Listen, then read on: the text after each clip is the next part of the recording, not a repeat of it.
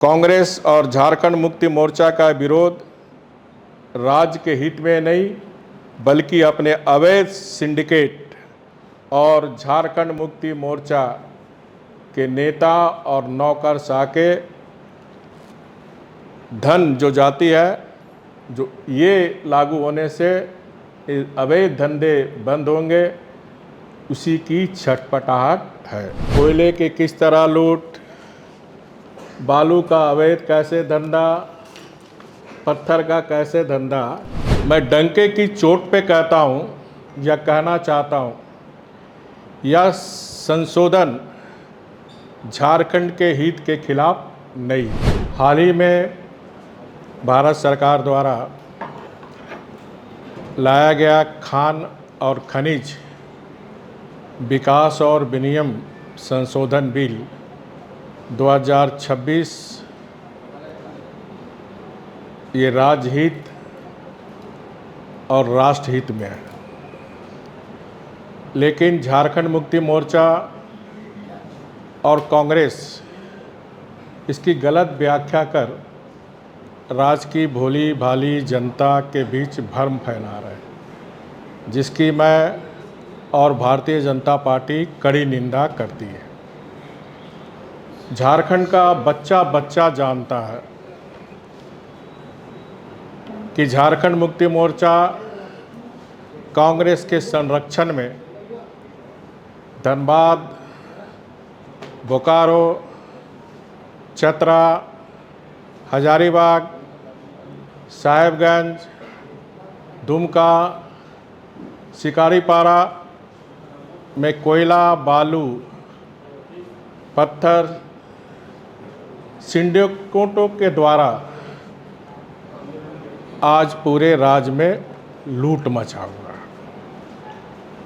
जो लोग चुनाव में जल जंगल और ज़मीन का नारा देकर सत्ता के सिंहासन पर बैठे हैं, उन्होंने सत्ता में आते ही हमारे जल जंगल ज़मीन और प्राकृतिक संसाधन को सिंडिकेट के हवाले ही नहीं किया, बल्कि झारखंड की जो संस्कृति है उसको भी विकृत करने का काम किया। यानी हम कह सकते हैं झारखंड को लूट खंड इन 6 वर्षों में कांग्रेस, झारखंड मुक्ति मोर्चा और आरजेडी के गठबंधन सरकार ने कर दिया। और ये बातें मैं ऐसे ही नहीं कह रहा हूँ, ये सारी बातें जो मैं कह रहा हूँ आप सब प्रेस के बंधुओं ने ही समाचार पत्र में लगातार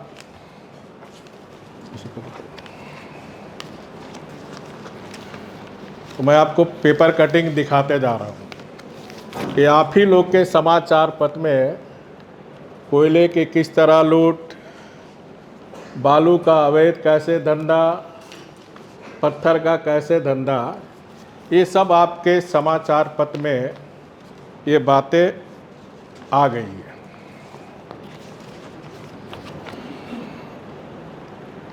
और हम ये भी जानते हैं कि झारखंड मुक्ति मोर्चा के महासचिव पत्थर के अवैध खनन में 1.5 साल होटवार जेल में थे।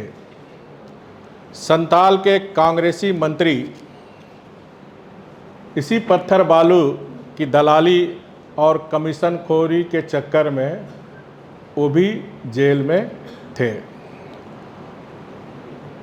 मैं डंके की चोट पे कहता हूँ या कहना चाहता हूँ, यह संशोधन झारखंड के हित के खिलाफ नहीं है, बल्कि ये हमारे झारखंड को उसकी खनिज संपदा का अधिकतम लाभ दिलाने और लीगल माइनिंग को पारदर्शी बनाने के पक्ष में उठाया गया कदम है।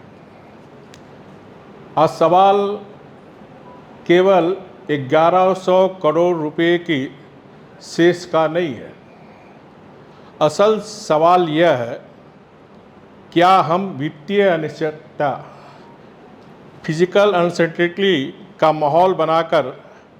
राज्य में आने वाले बड़े निवेश, अधिक उत्पादन, रोजगार और औद्योगिक क्रांति का रास्ता रोक रहे हैं। जबकि हमारे मुख्यमंत्री आदरणीय हेमंत सोरेन जी विदेश से लेकर देश तक रोड शो किए और बड़े बड़े बातें समाचार पत्र में आए, कितने निवेश आने वाले हैं।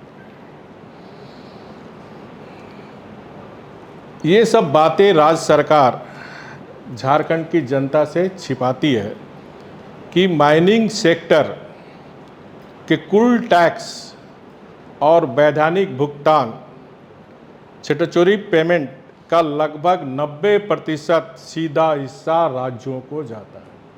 ये बात फिर मैं कह रहा हूँ, माइनिंग सेक्टर के कुल टैक्स और वैधानिक भुगतान का लगभग 90% राज्यों को जाता है, मिलता है, और ये व्यवस्था आगे भी बिना किसी रुकावट के जारी रहेगी। मैं आपको माध्यम से सरकार को ये भी बताना चाहता हूँ, आज़ादी के बाद देश में पहली बार आदरणीय मोदी जी ने 2015 में रॉयल्टी के अतिरिक्त खनन प्रभावित जिलों के विकास के लिए डिस्ट्रिक्ट माइनिंग फंड 30% अतिरिक्त, रॉयल्टी से अतिरिक्त 30% राशि देने की व्यवस्था की थी। साथ में पीएम जन मन योजना, जो आदिम जनजाति है, उसके विकास, उसके घर घर तक पेयजल, सड़क, रोजगार के हेतु अलग से व्यवस्था मोदी सरकार ने की है। और ये जो हमारे खनिज संपदा अधिकांश जनजाति क्षेत्र में है, और इसी को ध्यान में रखकर मोदी जी ने 30% डिस्ट्रिक्ट माइनिंग फंड में खर्च करने का, ताकि हमारे जनजाति समाज का विकास हो सके, खनिज संपदा का वास्तविक लाभ स्थानीय लोगों तक पहुंचाना। झारखंड सरकार राज्य के राजस्व के लिए कितनी चिंतित है, इससे साबित होता है कि भारत सरकार द्वारा राज्य में 34 कोल ब्लॉक की मंजूरी मिली हुई है। मंजूरी मिलने के बाद भी अब तक केवल 4 कोल ब्लॉक ही चालू हो पाए। 30 कोल ब्लॉक को राज्य सरकार ने अभी तक चालू नहीं कराया। इसी तरह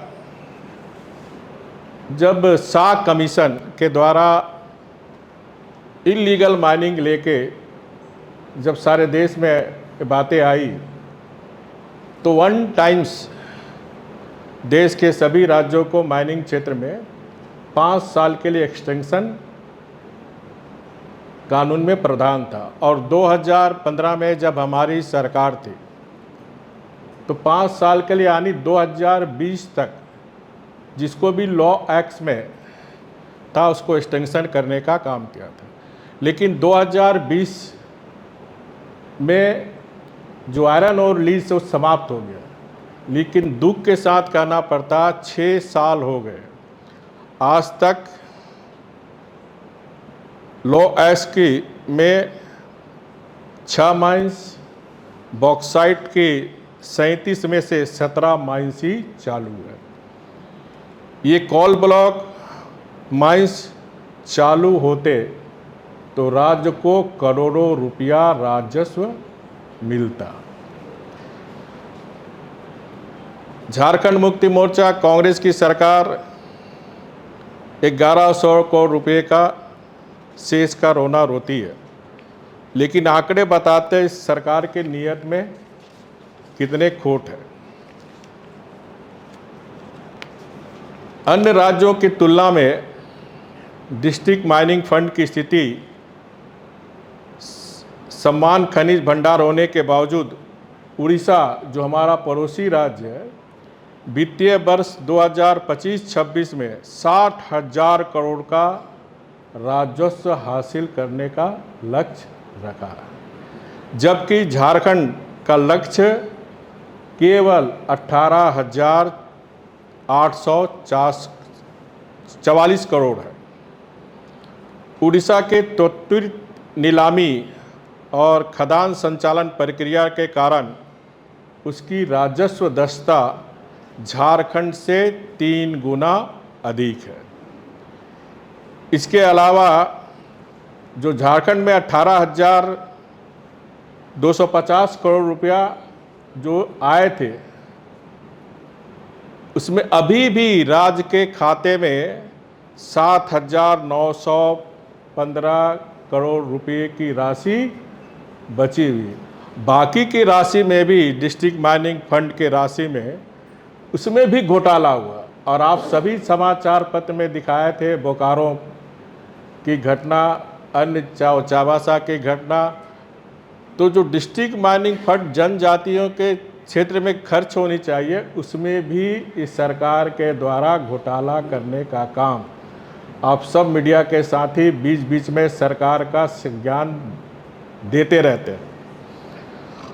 और इसके साथ ही साथ 2,487 प्रोजेक्ट ठप हो चुके हैं। खनन प्रभावित जिले का हाल देखिए। धनबाद में 2,393.58 करोड़ रुपये, चाईबासा में 1,822 करोड़ रुपये, चतरा में 1,055 करोड़ रुपये, पाकुड़ में 527 करोड़ रुपये, रामगढ़ में 518 करोड़ रुपये का ड्यूटी फंड खर्च नहीं हो पाया। आज स्थिति ये है कि आज अस्पतालों में दवा नहीं, ग्रामीण क्षेत्र में पीने का पानी नहीं है, चाईबासा में लोग लाल पानी पी रहे हैं, धनबाद में काला पानी पी रहे हैं। जब हमारी सरकार थी तो हमने दोनों जगह के डिस्ट्रिक्ट डीसी को आदेश दिया था कि पूरा डिस्ट्रिक्ट माइनिंग का फंड चाईबासा में शुद्ध पेयजल पीने के लिए खर्च हो। धनबाद में भी काला पानी लोग ना पिए, वहाँ भी हमने निर्देश दिया था और बहुत सारी योजनाएं उन क्षेत्रों में चल रही है।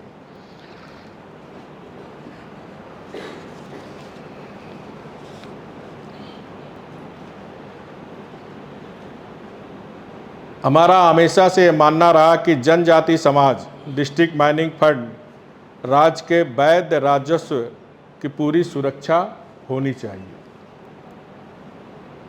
डिस्ट्रिक्ट माइनिंग फंड की खनन क्षेत्रों में स्वास्थ्य, शिक्षा आदि के मूलभूत आधारभूत संरचना पर खर्च की जानी चाहिए, लेकिन इस सरकार ने कुछ नहीं किया। और समाचार पत्र में आप दिखाते हैं साहेबगंज, जो मुख्यमंत्री के विधानसभा क्षेत्र का जिला है, मैंने समाचार पत्र में देखा था किस तरह हमारा आदिवासी संथाल समाज के लोग नाले का पानी चून रहा था।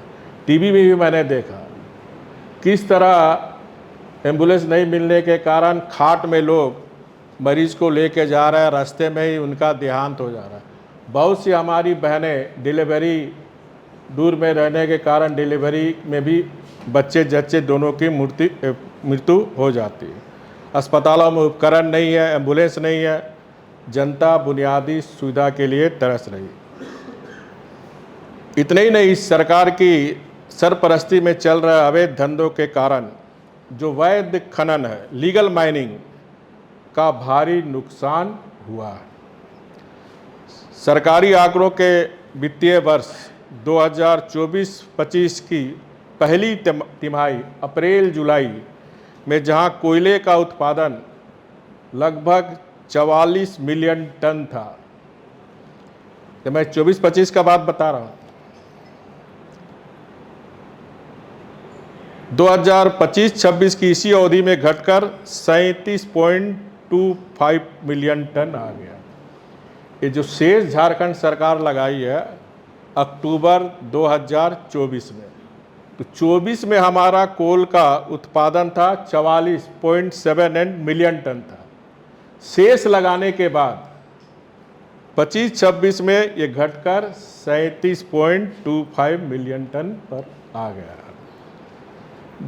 जबकि लीगल माइनिंग घटेगी तो राज्य का राजस्व अपने आप घटेगा। यदि लीगल माइनिंग आर्थिक रूप से सुदृढ़ होगी, सप्लाई चेन पारदर्शी होगी, तो अवैध माइंस का प्राइस इंडेक्स खत्म हो जाएगा। लीगल माइनिंग में रॉयल्टी, नीलामी, प्रीमियम, डिस्ट्रिक्ट माइनिंग फंड, रोजगार और डाउन स्ट्रीम उद्योग में जो आर्थिक गतिविधियां बढ़ेगी वह इस 1100 करोड़ से कहीं बड़ा इकोनॉमिक मल्टीप्लसर झारखंड को लाकर देगा। विगत 6 वर्ष में राज्य में 26 खदानों के पट्टे समाप्त हो गए हैं। यदि सरकार पारदर्शी ढंग से नीलामी करती तो आज राज्य को अरबों रुपये की राशि रॉयल्टी और प्रीमियम मिलता।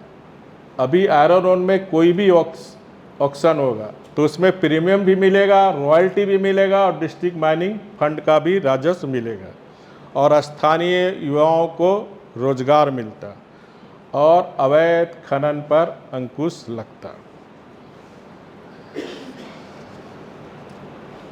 सरकार बताए इन 6 वर्षों में किस आदिवासी मूलवासी की दशा सुधरी है। कांग्रेस और झारखंड मुक्ति मोर्चा का विरोध राज्य के हित में नहीं बल्कि अपने अवैध सिंडिकेट और झारखंड मुक्ति मोर्चा के नेता और नौकरशाह के धन जो जाती है, जो ये लागू होने से अवैध धंधे बंद होंगे, उसी की छटपटाहट है। छात्र और युवाओं को एक साथ 6 साल से चल रही है सरकार मुद्दों में ध्यान भटकाने के लिए ये इस तरह का प्रोपगंडा राज्य में चला रही है। लेकिन झारखंड की जनता अब इनके लूट तंत्र को पूरी तरह समझ चुकी है और आने वाले समय में मुंह तोड़ जवाब देगी। एक बात मैं और आपके माध्यम से राज्य की जनता को बताना चाहता हूँ। शेष लगाए जाने के कारण झारखंड का कोयला और लोहा पहले से ही महंगा हो गया। शेष के कारण लागत दर बढ़ रही है। इससे झारखंड के कोयला लोहा की मांग घटी है। ऐसे हम जानते हैं कि कोई भी व्यक्ति जहां सस्ता दुकान होगा वहीं जाता है। शेष लगने के कारण हमारा कोयला महंगा हो गया, हमारा आयरन ओर महंगा हो गया। कोयला से ही बिजली प्लांट लगता है, तो कोयला महंगा होगा तो स्वाभाविक ही बिजली महंगा होगा। आयरन ओर महंगा होगा तो लोहा महंगा होगा। उदाहरण के लिए ग्रेड 8 से ग्रेड 12 कोयले की दर झारखंड में 2045 से 3212 रुपया प्रति टन है। उड़ीसा और छत्तीसगढ़ में 1514 से लेकर 2681 रुपया प्रति टन के दर से उपलब्ध है। अब जो झारखंड में जो भी इंडस्ट्री है, निवेशक है, वो तो झारखंड का कोयला आयरन प्रयोग ने, क्योंकि इतनी महंगा झारखंड में, तो उड़ीसा और छत्तीसगढ़ से आएगा लेगा। इसी तरह लोहा में एक क्वालिटी की तुलना मैं कर रहा हूँ। झारखंड में प्रति टन 8284 रुपया पड़ेगा। उड़ीसा में 7493 रुपया प्रति टन बढ़ेगा। छत्तीसगढ़ में 7422 रुपया प्रति टन का उपलब्ध है। इससे साफ जाहिर होता है कि हमारा जो भारत सरकार ने खान और खनिज विकास और विनियम संशोधन बिल राज्य की जनता के हित में है, राष्ट्र के हित में है। इसलिए कांग्रेस, झारखंड मुक्ति मोर्चा और आरजेडी के नेताओं से मैं कहना चाहता हूँ कि हमारी भोली भाली जनता को भरमाने की कोशिश न करो। 6 वर्ष से आपकी सरकार की चाल चरित्र चेहरा झारखंड की जनता देख रही है। बहुत बहुत धन्यवाद। गोल, जहां 27 वर्षों के सफर में 17,000 से भी अधिक छात्रों ने डॉक्टर एवं इंजीनियर बनकर भरे सफलता की ऊंची उड़ान, जहां साधारण छात्र भी झारखंड टॉपर्स बनकर बना रहे इतिहास। दूरदर्शी शिक्षाविद श्री विपिन सिंह के मार्गदर्शन में मेडिकल एवं इंजीनियरिंग के लाखों छात्रों के लिए आशा की किरण के रूप में गोल, nation's leading institute. Biome institute NEET की तैयारी के लिए एक भरोसेमंद नाम। यहाँ अनुभवी फैकल्टी, स्मार्ट क्लासरूम और बेहतरीन टीचिंग मेथड से स्टूडेंट्स को मिलती है मजबूत तैयारी। यहाँ हर स्टूडेंट को मिलता है पर्सनल गाइडेंस और डाउट क्लियरिंग का पूरा सपोर्ट। नीट 2027 और 28 के लिए फेज 1 बैच 9 अप्रैल से शुरू हो रहा है। आज ही बायोम इंस्टीट्यूट से जुड़े और अपने डॉक्टर बनने के सपने को दे सही दिशा। बायोम इंस्टीट्यूट सिर्फ मेडिकल प्रिपरेशन का संस्थान। काम की तलाश है, भरोसेमंद नौकरी चाहिए? जुड़िए एएनजी के साथ, जहां श्रमिक सबसे पहले। 12 घंटे की ड्यूटी, हर दिन 3 समय का खाना, मुफ्त रहने की सुविधा, आपकी सुरक्षा के लिए इंश्योरेंस, ओवरटाइम का लाभ, पीएफ सीधा क्लाइंट से, समय पर पूरा वेतन और जरूरत पड़ने पर एडवांस पे। एएनजी मैन पावर सॉल्यूशंस, सम्मान के साथ काम, भरोसे के साथ कमाई।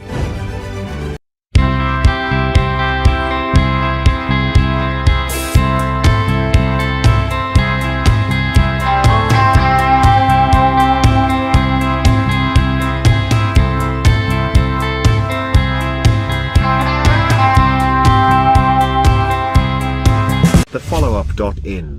Like, share, and subscribe. www.thefollowup.in